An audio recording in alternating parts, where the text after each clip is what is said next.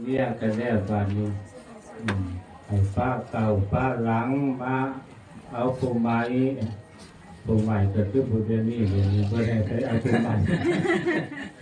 เอาบวชให้เฝ้าซิกเกิดว่าเอาเอาเรียให้เฝ้าป้าคือป้าเก่าป้าหลังอะไรมาตั้งหน้าต่อเจ้าผู้เดียวนี่หน้าตั้งแหกเจ้านี่เมื่อหน้ากาให้โตนี่กะผู้เป็นเคยนี่กะให้เข้าหลบผู้เป็นพ่อเป็นแม่คือเราทั้งนี้เป็นพ่อเป็นแม่ก็ให้ร่วมเคยก็ให้ร่วมเคยทำเบ้า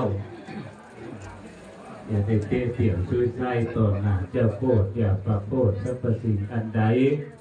ให้มีใจเหลื่อมใจดอมนางแพทย์ไทยโตเป็นลูกเจ้าไทยกะ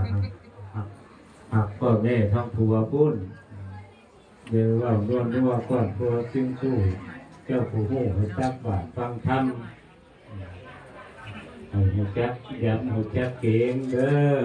เอากันแล้วให้เป็นผู้พวกเมียจะได้มีทางเสียหักโหงจนเจ้าจะได้มีทางเสาเอากันจนเท่าตัวให้เป็นผัวเป็นเมียอายุยืนเท่าเขาย่อของบ้านนี้ให้พวกเมียผู้นี้มีแต่ความเจริญ